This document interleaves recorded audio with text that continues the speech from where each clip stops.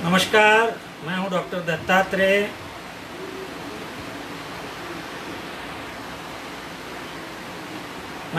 दत्तात्रेय। और जैसा कि मैंने आपसे प्रॉमिस किया था कि आज जो है सूर्य ग्रहण से संबंधित चीज़ों पे चर्चा करेंगे और सूर्य ग्रहण के बारे में, क्योंकि कल सूर्य ग्रहण है जैसा कि आप सभी को मालूम है। बहुत सी बातें हो रही है। मैंने बहुत सारे व्हाट्सएप पे बहुत से मैसेज पढ़े जो कि दिग्भ्रमित करने वाले हैं। थोड़ा सा उनसे लोग परेशान हो रहे हैं। लोगों के दिमाग में बहुत सी ऐसी बातें चल रही है जिनसे ऐसा महसूस होता है उसको पढ़ने के बाद कि क्या हो जाएगा, किसी के साथ क्या ऐसा हो जाएगा, कुछ गलत हो जाएगा, कोई ऐसी घटना घट जाएगी। ये सारी की सारी भ्रांतियां जो हैं, ये व्हाट्सएप और फेसबुक पर भी मैंने बहुत से मैसेजेस पढ़े जिनमें ये सब परिलक्षित हो रहा है। तो मैंने इसीलिए तय किया था आज सुबह कि आज रात को जो है व्हाट्सएप पे लाइव होऊंगा आपसे, और निश्चित रूप से हम चर्चा करेंगे कि सूर्य ग्रहण आखिर है क्या, ऐसा क्या होता है सूर्य ग्रहण में जो हमारा अध्यात्म कहता है कि बच के रहें, संभल कर रहें, चीज़ों को ध्यान से देखें। ये सब ऐसी क्यों बातें होती हैं, क्या ऐसी बातें हैं जो सूर्य ग्रहण को लेकर एक चिंतन पैदा कर देता है। लोगों के मन में एक कई बार डाउट भी पैदा हो जाता है। हालांकि डाउट नहीं होना चाहिए, सूर्य ग्रहण को लेकर किसी भी तरह का कोई डाउट दिमाग में नहीं होना चाहिए कि सूर्य ग्रहण से कोई हानि हो ही जाएगी क्या, सूर्य ग्रहण में किसी तरह का कोई कृत्य नहीं करने के कारण किसी तरह की कोई भयावह स्थिति निर्मित हो जाएगी क्या, ऐसा कुछ नहीं। सूर्य ग्रहण है, सूर्य ग्रहण के अपने प्रभाव हैं, किसी पे हो भी सकते हैं, किसी पे नहीं भी हो सकते हैं। जरूरी नहीं है कि डॉक्टर दत्तात्रेय ने यदि कह दिया कि सूर्य ग्रहण का यह प्रभाव पड़ेगा तो 100% पड़ेगा ही। ये प्रोबेबिलिटी का साइंस है एस्ट्रोलॉजी, जिसमें 70% एक्यूरेसी होती है। 70 to 80% बातें हो भी सकती हैं और 30% नहीं भी हो सकती। तो इसीलिए किसी तरह के चैलेंज की आवश्यकता एस्ट्रोलॉजी में नहीं होती। कुछ बातें निश्चित रूप से हम करेंगे। जैसा कि मैं आपको बताऊं कि कल जो ये ग्रहण है, ये ग्रहण जो है कल सुबह 10:25 से प्रारंभ होगा। 10:25 से ये ग्रहण प्रारंभ हो जाएगा। यानी कि सूर्य और पृथ्वी के बीच में जो चंद्रमा पड़ रहा है उसकी कंकणाकृति छाया जो है वो सूर्य पर पड़ना प्रारंभ हो जाएगी। देखिए, चंद्र तो एक प्राकृतिक सैटेलाइट है। अब एक छोटा सा सैटेलाइट सूर्य को अपनी छाया में ढक लेता है। ये एक बहुत बड़ा आध्यात्मिक विश्लेषण है कि छोटे से छोटी चीज एक बड़े से बड़ी चीज पर अपनी छाया छोड़ सकती है। यह आध्यात्मिक विश्लेषण की वस्तु है, तो निश्चित रूप से इस ओर ध्यान देना चाहिए। शिव प्रसाद जी नमस्कार, प्रतिभा अग्रवाल जी नमस्कार, पूजा वर्थे नमस्कार आपको, कैसे हैं आप। तो ये जो ग्रहण है विशेष रूप से इसके बारे में चर्चा करने की बात उठती है कि आखिर क्या है, ऐसी चीज क्या है जो सूर्य ग्रहण प्रभावित करता है। देखिए, सूर्य की अपनी कॉस्मोस है, उसकी कॉस्मोलॉजी है सूर्य की। सूर्य एक गैसीय गोला है, गैस का गोला है सूर्य, जो ताप छोड़ता है, विकिरण छोड़ता है, जिसको धरती पे हम कहते हैं अल्ट्रावायलेट रेस, ग्यामा रेस। ये सब रेस जो हैं सूर्य से आती हैं। अब सूर्य की रेस जो है मनुष्य को प्रभावित करती है भाई। और हम सभी जानते हैं कि सूर्य के प्रकाश में थोड़ी देर ज्यादा रह लो तो सूर्य के ताप से हम परेशान हो जाते हैं। ठंडी के दिनों में सूर्य की प्रातःकालीन गर्मी जो है हमको बहुत अच्छा आनंद देती है। तो जब सूर्य की उष्मा की विकिरणें हमको आनंद भी दे सकती हैं और हमको परेशान भी कर सकती हैं, तो जब उसकी रोशनी नहीं पहुंच रही है या फिर उसकी रोशनी बाधित हो रही है या फिर वो हमको दिख नहीं रहा है, तो निश्चित रूप से इसका प्रभाव पृथ्वी पर रहने वाले लोगों पर पड़ता है। ये एक माइक्रो एनालिसिस है। हमारे प्राचीन जो लोग थे, हमारे जो पूर्वज थे, मैं खासकर इंडियन लोगों की बात कर रहा हूँ, those who lived in India, those who worked on astronomy at that time in 10th century और 8th century और 9th century लाइक दैट। तो उन्होंने ये विश्लेषण किया कि सूर्य की उष्मा, सूर्य का प्रकाश जब चंद्रमा के द्वारा बाधित होता है तो निश्चित रूप से उसके कुछ प्रभाव पड़ते हैं। अब मुझसे बहुत सारे लोग ये पूछ लेते हैं कि भाई राशि क्या होती है। तो मैं आपको एक बात बताऊं कि हमारी जो साइंस है, हमारी जो एस्ट्रोलॉजी है, वो बहुत ही उन्नत एस्ट्रोलॉजी है। जो राशियां हैं वो कल्पना नहीं है, राशियां किसी भी तरह से कल्पना नहीं है। राशियां एक वस्तु स्थिति का विश्लेषण है। राशियां जो हैं वो आकाशीय मंडल में पाई जाती हैं। अब राशियां क्या होती हैं, आप मुझसे ये प्रश्न पूछेंगे। कई बार बच्चे लोग मुझसे पूछते हैं कि राशियां होती क्या हैं। कि आप आकाश की ओर देखिए, जो क्षितिज दिखाई पड़ता है आकाश में, एक हेमिस्फीयर जो दिखाई पड़ता है आकाश में, इसके 15-15 डिग्री के 12 भाग कर लीजिए। ये जो 15 डिग्री के 12 भाग है 180 डिग्री, जो कि हेमिस्फीयरिकल डिग्री, 15-15 डिग्री की एक राशि, और उन्हीं को हमने मेष कह देते हैं, एरीज, उन्हीं को हम टॉरस कह देते हैं, वृषभ राशि, उन्हीं को हम जेमिनाई कह देते हैं, मिथुन राशि। इस तरह से 12 राशियों का निर्माण हो जाता है। अब वो 12 राशि में जो स्टार्स होते हैं, जैसे मेष राशि में मान लीजिए शनि है, मेष राशि में मान लीजिए शनि है, तो आपको आकाशीय मंडल पे एक दूरबीन देख के लेके जब देखेंगे तो उस 15 डिग्री में, जिसको कि आपने मेष राशि माना हुआ है, उसी 15 डिग्री में आपको वो शनि दिखाई भी पड़ेगा। तो ये पूरी तरह से खगोलीय रूप से सत्यापित विषय वस्तु है, कल्पना नहीं है हमारी राशियां। ये समझने वाली बात है। अच्छा, अब कल के सूर्य ग्रहण के बारे में चर्चा करते हैं। अभी कुछ ही देर में, लगभग 10:25 से सूतक लग जाएगा। शास्त्रों में कहा गया है कि जब भी सूर्य ग्रहण लगता है तो 12 घंटे पहले सूतक प्रारंभ हो जाता है। तो कल सुबह 10:25 पे, ये 10:25 का टाइम रायपुर और इसके चारों ओर 200 किलोमीटर की परिधि के का समय मैं आपको बता रहा हूँ। यदि यही आप इंदौर या भोपाल चले जाएंगे तो समय थोड़ा सा वेरिएट होता है, इस बात का ध्यान रखिएगा। तो ये जो मैं समय आपको बता रहा हूँ, ये समय है रायपुर और उसकी 200 किलोमीटर की परिधि में जो समय है वो प्रातःकाल 10:25 से कल सुबह ग्रहण प्रारंभ होगा।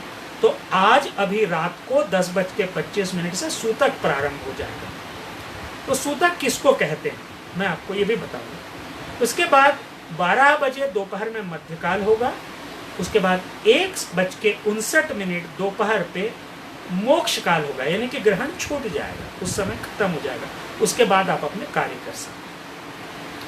अब आप मुझसे प्रश्न पूछ सकते हैं कि ग्रहण काल में हम क्या करें। तो मैं आपको एक बात बता दूं कि ग्रहण काल में किसी भी तरह से घबराने की जरूरत नहीं। आप आहार ले सकते हैं, आप खान पान कर सकते हैं।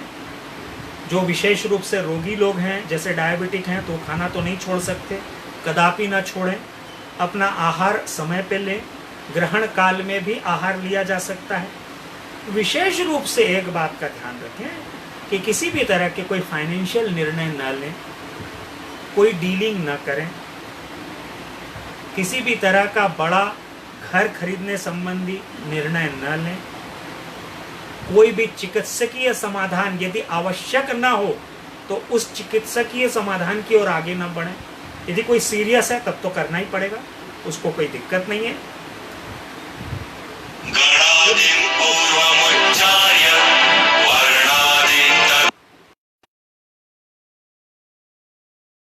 आपको किसी भी तरह की कोई दिक्कत नहीं आएगी। छोटी छोटी बातें हैं, इनको ध्यान में रख के हमको आगे बढ़ना है, और इन चीजों को ध्यान में रख के यदि आगे बढ़ेंगे तो निश्चित रूप से लाभ होगा। बहुत सारी बातें मैंने पढ़ी गर्भवती स्त्रियों के बारे में।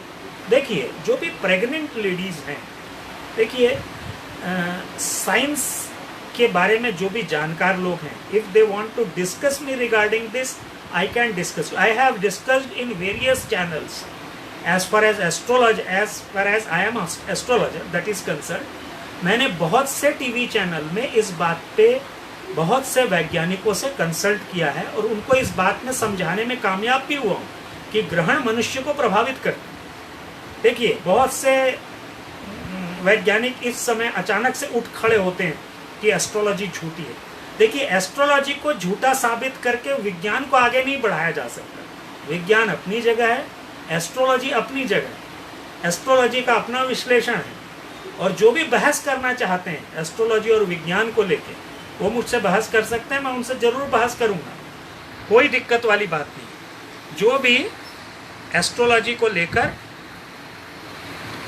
मुझसे और साइंस की स्पेसिफिक चीजों को लेकर मैं उनसे बहस कर सकता हूं। देखिए, एस्ट्रोनॉमिकल जो भी थॉट्स हैं, एस्ट्रोनॉमिकल मैगजीन्स आती है नासा की एस्ट्रोनॉमिकल मैगजीन्स आती है, वो भी इस बात को स्वीकार कर चुकी हैं कि भारत का जो अध्यात्म कहता है कि सूर्य ग्रहण और चंद्र ग्रहण का मनुष्य मात्र पर प्रभाव होता है, ये सही बात। आप पढ़ सकते हैं, मैं आपको जब आपसे अलग चर्चा होगी तो आपको उन मैगजीन्स के नाम भी मैं बता दूंगा। एक तो एस्ट्रोनॉमिकल मैगजीन आती है, स्पेशली 6 मंथ्स रिव्यू होता है, उसमें इस बात का विश्लेषण है, तो आप उसको पढ़ सकते हैं, उसमें आपको बहुत सारी जानकारियां मिलेगी। अब मैं आप बात कर रहा था गर्भवती स्त्रियों के बारे में। गर्भवती स्त्रियों को 10:25 कल से लेकर 2 बजे के मध्य घर से बाहर नहीं निकलना चाहिए, इस बात का विशेष ध्यान है। हाँ, कोई यदि इमरजेंसी हो गई तो निकल सकते हैं, अन्यथा घर से बाहर न निकलें, सूर्य प्रकाश में मत जाए। अब आप मुझसे एक साइंटिफिक क्वेश्चन कर सकते हैं, solar eclipse if A pregnant lady goes out, ये आपके मन में विचार आ सकता है। देखिए, मैं आपको एक बात बता रहा हूं, इस समय सूर्य की किरणें चंद्रमा के कॉर्नर से होती हुई पृथ्वी के तक पहुंचेंगी। पृथ्वी का सैटेलाइट है, नेचुरल सैटेलाइट है चंद्रमा।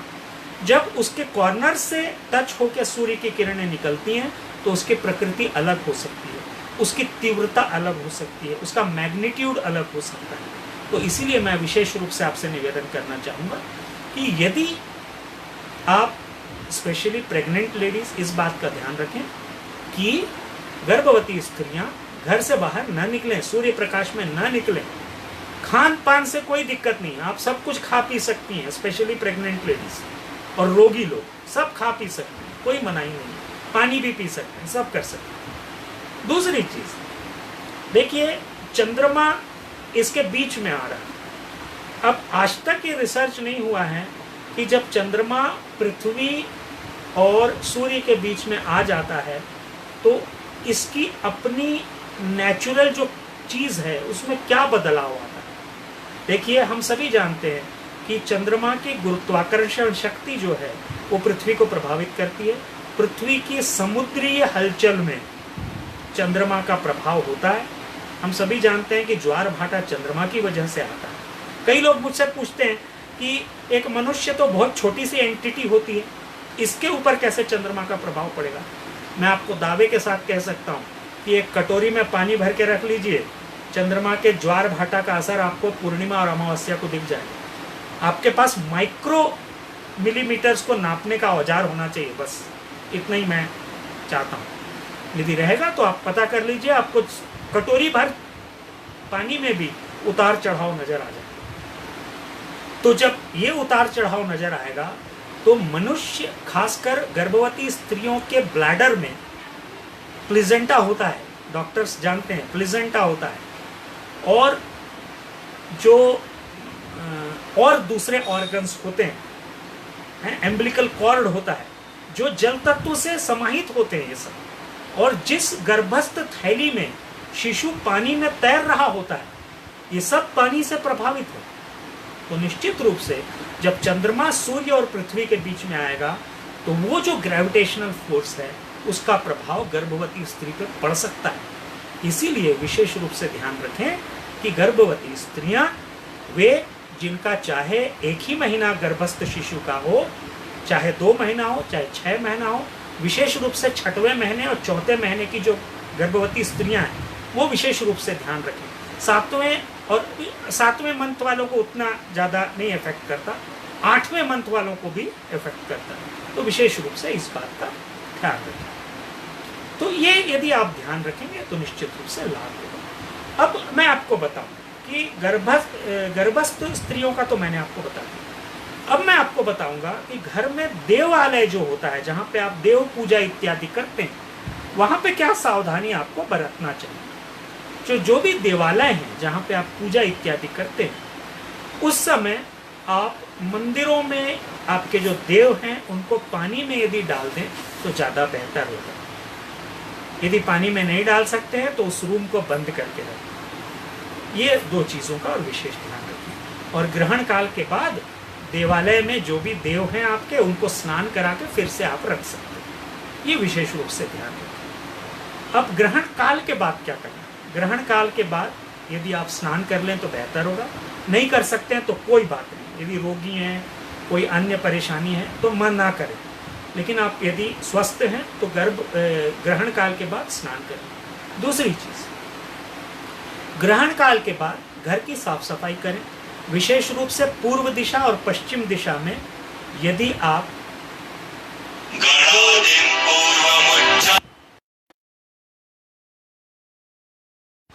पूर्व दिशा और पश्चिम दिशा में जो आपके रूम्स हैं या हॉल्स हैं, जो भी हैं, वहां पे फिटकिरी वाले जल से पोछा लगाना। इस बात का विशेष रूप से ध्यान रखें तो ज़्यादा अच्छा रहेगा।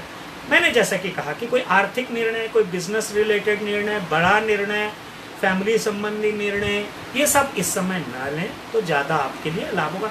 खाली 3.5 घंटे की तो बात है, 3.5 घंटे का ग्रहण काल है। इस समय यदि आप रुक जाएंगे तो क्या बिगड़ जाएगा? कुछ नहीं बिगड़ने वाला। तो विशेष रूप से इस बात का यदि आप ध्यान रख के आगे बढ़ेंगे तो बहुत अच्छा रहेगा। छोटी सी बात मैं राशियों से संबंधित आपसे करना चाहूँगा। मैंने एक लिटरेचर बनाया हुआ था, थोड़ा सा उसको मैं देख लेता हूँ। देखिए, राशियों से संबंधित यदि मैं बात करूँ तो मेष राशि की यदि मैं बात करूँगा तो मेष राशि से तीसरे स्थान पर ये ग्रहण लग रहा है। तो मेष राशि के जातकों को विशेष रूप से पारिवारिक सामंजस्य में कमी का भय सता सकता है। तो उनको विशेष रूप से ध्यान रखना चाहिए कि पारिवारिक सामंजस्य में किसी भी तरह की भयजनक स्थिति निर्मित न हो। इस बात का विशेष ध्यान रखें। प्रॉपर्टी से संबंधित यदि कोई डिस्प्यूट पहले से चला आ रहा है तो ये ग्रहण, देखिए ग्रहण का प्रभाव 6 माह तक रहता है। तो ये 6 माह तक पारिवारिक यदि किसी भी चीज़ की कोई सामंजस्य को लेकर डिस्प्यूट इत्यादि पैदा होते हैं तो टालने की कोशिश कीजिए। इस अवधि को निकल जाने दीजिए 6 महीने, विशेष रूप से ध्यान रखें। वृषभ राशि के जातकों की यदि मैं बात करूं तो वृषभ राशि से दूसरे स्थान पे ग्रहण हो रहा है। तो वृषभ राशि वालों को धन लाभ होने की संभावना है। इस समय आप शेयर इत्यादि में भी सोच समझ के, लेकिन अच्छे से आप इन्वेस्टमेंट इत्यादि कर सकते हैं। मिथुन राशि के बारे में बात करें तो मृगशिरा नक्षत्र मिथुन राशि में ही ये ग्रहण है। तो मिथुन राशि के जातकों को विशेष रूप से ध्यान रखना चाहिए कि उनको स्किन डिसीज इत्यादि ज़्यादा हो सकती है। यदि एक्जिमा है, फंगल इन्फेक्शन है, स्किन से रिलेटेड कोई भी डिसीज है ना, ल्यूकोडर्मा है, तो ये सब बढ़ सकता है। ये बात का विशेष ध्यान रखें। जो भी मिथुन राशि के जातक हैं उनको बड़े निर्णय नहीं लेना चाहिए, टालना चाहिए। अब मैं बात करूं वृषभ राशि की, तो वृषभ राशि से 12वें स्थान पे ये ग्रहण हो रहा है। तो 12वें स्थान क्योंकि व्यय का स्थान है तो वृषभ राशियों के व्यय में अधिकता हो सकती है। आने वाले 6 में थोड़ा सा ट्रायल बैलेंस संभाल के रखें, कमाने की और ज़्यादा देखें, खर्च करने की। बहुत सारे कॉल आ रहे हैं इसलिए डिस्टर्बेंस हो रहा है बार बार। अब मैं बात कर रहा हूँ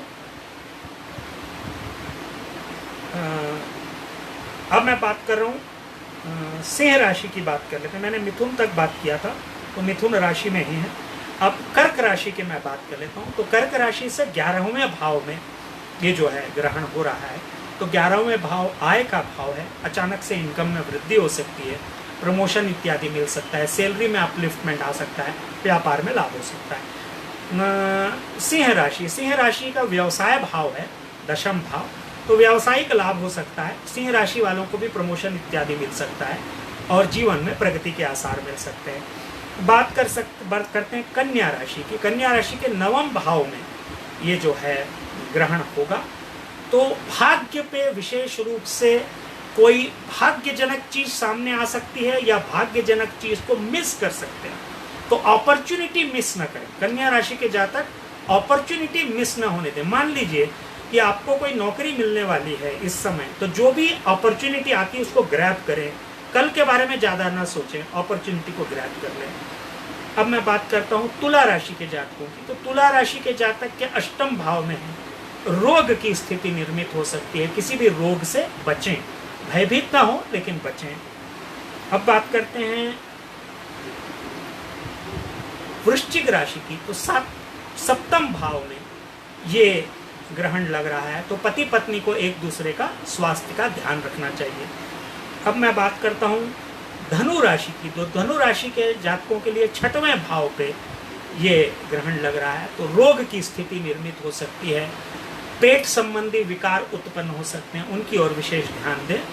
और किसी भी तरह से नौकरी इत्यादि में कोई बड़े निर्णय न लें, किसी से विवाद न होने दें। बात करते हैं मकर राशि के जातकों की। तो पंचम भाव में है मकर राशि के जातकों के लिए। तो पंचम भाव क्योंकि संतान संबंधी भाव है, तो संतान का विशेष ध्यान दें। संतान की तबीयत खराब हो सकती है और कुछ भी दिक्कतें आ सकती है, तो उस ओर विशेष ध्यान दें। अब मैं बात करता हूँ कुंभ राशि की। तो कुंभ राशि के जातकों के चतुर्थ भाव पे है, अचानक से आपकी लोकप्रियता बढ़ सकती है। तो विशेष रूप से मेरा निवेदन ये रहेगा कि लोकप्रियता आगे बढ़ती है तो दंभ में ना आए, लोकप्रियता का फायदा उठाएं, लाभ उठाएं, अपनी मिथ्याभाषिता पे ना आए, अच्छी बातचीत करें, कोमल भाषा में बात करें, ये सब विशेष रूप से ध्यान रखें। बात करते हैं मीन राशि की। तो मीन राशि के जातकों के, क्योंकि ये तृतीय भाव पे आ रहा है, तो मीन राशि के जातकों को विशेष रूप से पराक्रम भाव पे ध्यान देना पड़ेगा। अपने जीवन में जो भी अस्मिताजनक चीज़ें हैं उनकी ओर विशेष रूप से ध्यान देना पड़ेगा। जीवन में प्रगति की संभावनाएं अपार हैं, लेकिन आप भी अवसर न चुकें। अब बात करता हूं मैं मेष राशि के जातकों की। तो मेष राशि के जातकों के लिए तो मैंने बता ही दिया है। तो इस तरह से ये जो है, मैंने पूरी की पूरी 12 राशियों के बारे में आपको बताया है। तो ये राशि ऐसा नहीं है कि मैंने जो बोल दिया वही होगा, इसमें आसपास की चीज़ें हो सकती हैं, आसपास की चीज़ें आपको प्रभावित कर सकती हैं। तो किसी तरह से घबराने की कोई आवश्यकता नहीं है, आगे बढ़ें, अपने डिसीजंस लें। ग्रहण कोई ऐसी भयावह स्थिति नहीं होती है, ग्रहण कोई भय पैदा करने वाली स्थिति नहीं होती है। अब मैं आपको बताता हूँ कि इस ग्रहण में ऐसा क्या करें जिससे कि आप सभी को लाभ हो। एक उपाय सभी के लिए क्या करना चाहिए इस ग्रहण में, आपको करना ये चाहिए कि काजल की डिब्बी ले लीजिए। काजल की डिब्बी को चावल, लगभग 1 किलो से 1.25 किलो चावल ले लीजिए, उसमें एक काजल की डिब्बी को डाल दीजिए। इसको घर में बीच वाले रूम में रखिए, मतलब जहां आपका हॉल है वहां रखिए। एक कटोरी रखिए इसी के ऊपर, उसमें एक कपूर का टुकड़ा जला दीजिए। फिर से बता रहा हूं, चावल 1 किलो से 1.25 किलो, उसमें एक काजल की डिब्बी, एक कटोरी बीच में रखिए, उसमें कपूर रख के जलाइए और इस कपूर को पूरे घर में एक बार घुमा दीजिए। चावल सहित, काजल की डिब्बी सहित, इसको एक सबको थाल में रखिए, पूरे घर में घुमाइए और बाहर लाके रख दीजिए। कपूर जलते रहना चाहिए, इस बात का ध्यान रखिए। लगभग 10 से 15 मिनट कपूर जलता रहे। उसके बाद एक कटोरी को निकाल लीजिएगा और काजल डिब्बी के समेत ये 1.25 किलो चावल को किसी भी नीडी व्यक्ति को दान कर दीजिए। चाहे आपके घर के सर्वेंट हों, चाहे कोई भी हो, किसी को भी दान कर सकते हैं। इस चावल को दान कर दीजिए। मैं आपको बताऊं, यदि ये उपाय आप करते हैं तो आपको बहुत लाभ होगा, लाभ में वृद्धि होगी, घर में सामंजस्य बढ़ेगा, घर में वृद्ध जनों का स्वास्थ्य ठीक होगा, घर में किसी को भी कोई तकलीफ आ रही है तो वो दूर होगी। यदि आपको किसी भी तरह से परिवार में क्लेश हो रहा है तो वो ठीक होगा, वृद्ध जनों में चिड़चिड़ापन है तो वो ठीक होगा, बच्चों को करियर में सफलता मिलेगी। ये सारे के सारे आपको लाभ होंगे, व्यापार में लाभ होगा, आय में वृद्धि होगी इत्यादि के लिए यह एकमात्र उपाय है। आप करके देख लीजिए, इतना आप कीजिए। मैं आपको आने वाले सभी समय के लिए शुभकामनाएं प्रेषित करता हूं। कोरोना का वक्त है, सावधान रहिए। कुछ लोग ये कह रहे हैं कि ग्रहण के कारण कोरोना में कमी आएगी, लेकिन मुझे ऐसा कुछ परिलक्षित नहीं होता, क्योंकि ग्रहण का और कोरोना का कोई बहुत ज़्यादा संबंध नहीं है, तो इसलिए ऐसा कुछ भविष्यवाणी नहीं की जा सकती। लेकिन हाँ, आने वाला समय जहां तक भूकंप इत्यादि की बात है तो भारत के उत्तरी और पश्चिमी भाग में बड़े भूकंप आ सकते हैं, इसलिए वहां रहने वाले लोग थोड़ी सी सावधानियां बरतें, इसके लिए मैं निवेदन करना चाहूंगा। बाकी भारत चीन के जो संबंध हैं इसमें कटुता, भारत चीन के संबंध में कटुता आती हुई दिख रही है। भारत के पड़ोसी देशों से जो कि उत्तरी सीमा पे है, यहाँ तक कि दक्षिण और पश्चिम दिशा में भी यदि कोई द्वीप है तो उससे भी जो है कटुता आती हुई संभावनाएं दिख रही हैं। भारत को इस देश के निर्णय धारक जो भी लोग हैं, जो भी निर्णय लेते हैं, उन लोग को बहुत सोच समझ कर निर्णय लेना होगा, क्योंकि स्थिति कठिन है भारत की अभी, क्योंकि शनि में चंद्र की दशा चल रही है और इस समय में इस ग्रहण का पड़ना इस चीज़ को परिलक्षित करता है कि कोरोना की स्थिति भी कंट्रोल से बाहर हो सकती है, पड़ोसियों से संबंध भी कंट्रोल से बाहर हो सकते हैं। तो नीति निर्धारक जो भी लोग हैं उनको समझ के स्टेप्स लेना चाहिए।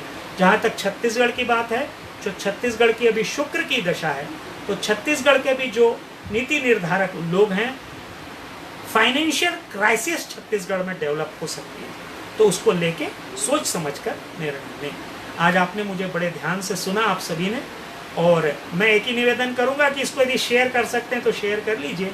मैं YouTube पे इसको डालूंगा अभी थोड़ी देर में, YouTube आप तक पहुंच जाएगा, YouTube का भी लिंक। यदि आप शेयर कर सकते हैं तो बहुत अच्छी बात होगी।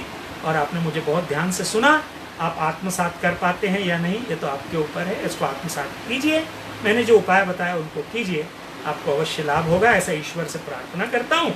और आप सभी को बहुत बहुत धन्यवाद करते हुए इस शो को यहीं समाप्त करता हूँ। आप सभी का बहुत बहुत धन्यवाद। नमस्कार।